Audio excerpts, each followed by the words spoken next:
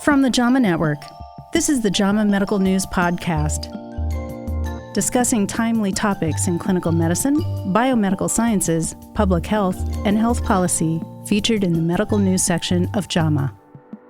Welcome to this news roundup. I'm Jennifer Abbasi, Director of JAMA Medical News. On today's show, we're discussing a new report on ultraprocessed foods and cardiometabolic health. And we'll hear about a new analysis of data on menopausal hormone therapy from the controversial Women's Health Initiative study. Staff writer Samantha Anderer is here to talk about her reporting on ultraprocessed foods. Sammy, thanks for joining. Hi, Jen.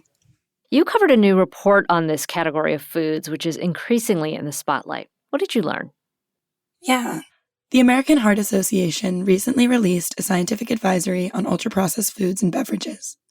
The report highlights evidence that these products are linked to an increased risk of cardiometabolic disease and mortality. Ultraprocessed foods have become a major part of the U.S. diet. They now make up more than half of the calories people consume, according to new data from the U.S. Centers for Disease Control and Prevention.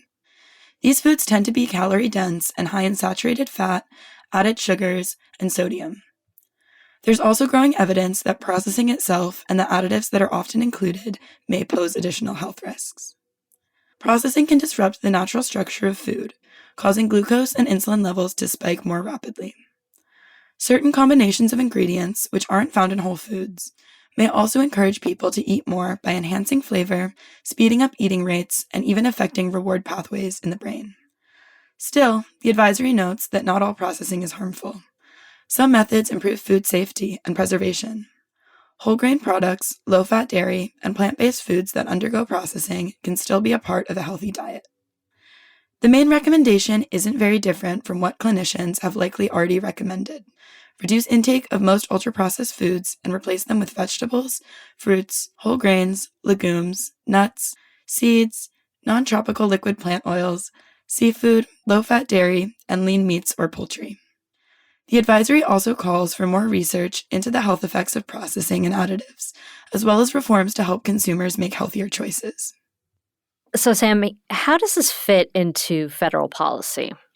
Yeah, several recent federal initiatives have begun to address ultra-processed foods, including the U.S. Food and Drug Administration's plans to phase out synthetic food dyes, the formation of a joint FDA National Institutes of Health Nutrition Regulatory Science program, and a multi-agency effort to establish a uniform federal definition of ultra-processed foods. Some states have also restricted Supplemental Nutrition Assistance Program, also known as SNAP, purchases of soda and candy.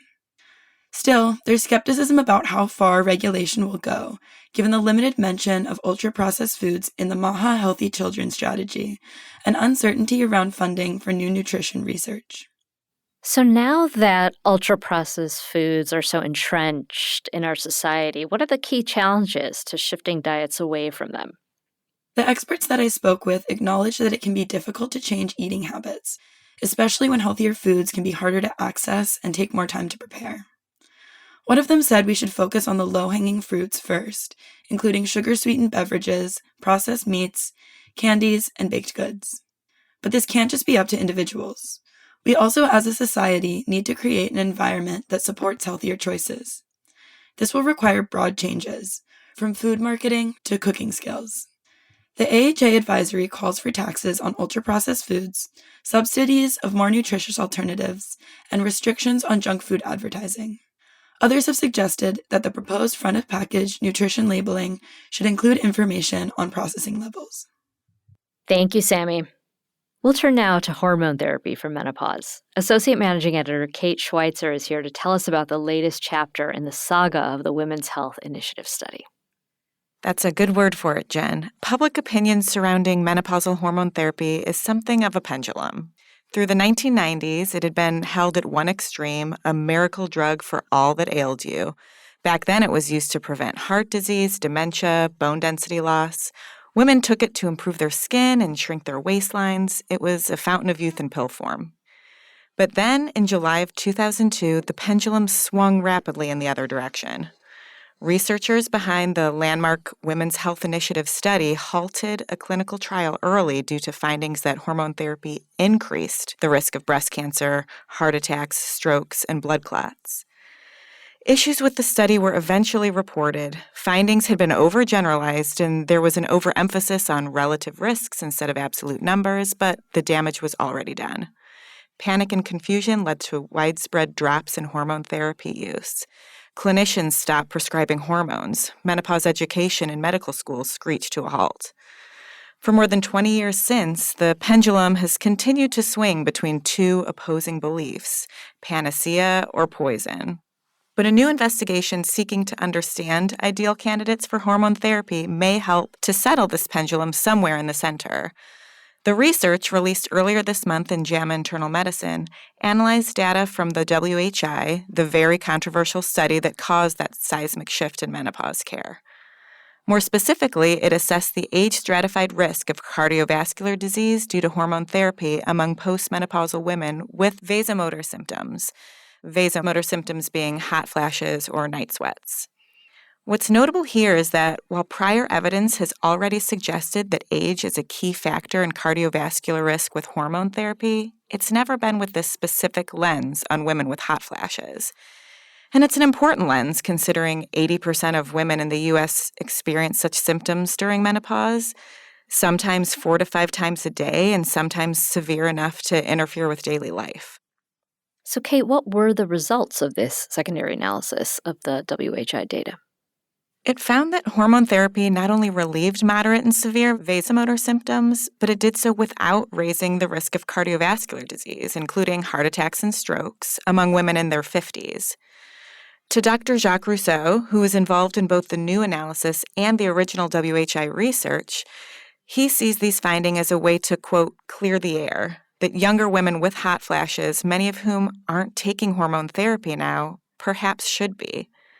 Still, the same cannot be said for women in their 70s. In this population, cardiovascular disease risk did increase with hormone therapy. And not only that, the effects of hormone therapy simply weren't as effective with increasing age. For those aware of the current guidelines for treatment of hot flashes, again, this isn't necessarily new, but it's now the best available evidence that underscores the opportunity for those in their 50s and the need to avoid its use after age 70. And this, of course, leaves some gray area for those in their 60s. There was no signal of harm in this group, but the risks do increase with age. The study's authors recommend these women proceed with caution if initiating hormone therapy. Because it's worth noting, this was a study strictly of those starting hormone therapy, not those continuing it. There's still a great deal of uncertainty among researchers when it comes to how long someone should remain on hormones. This study's treatment period was up to 7 years, but hot flashes can go on much longer than that. What were other limitations clinicians should be aware of?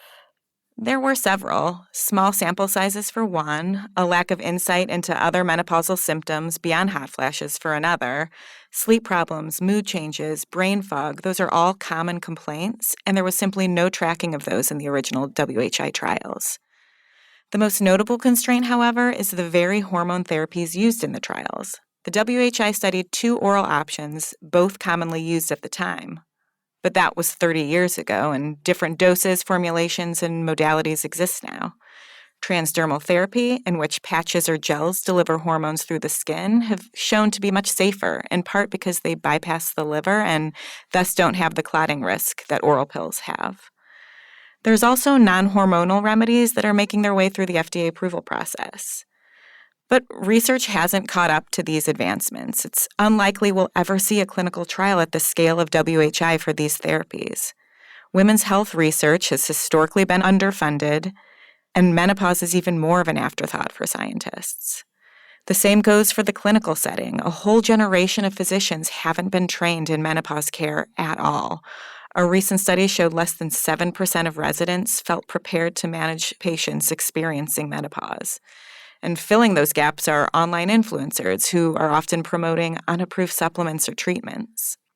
Of the experts I spoke with, one of the key takeaways from this new study is the need for clinicians to step up and provide more nuanced, individualized menopause care for their patients.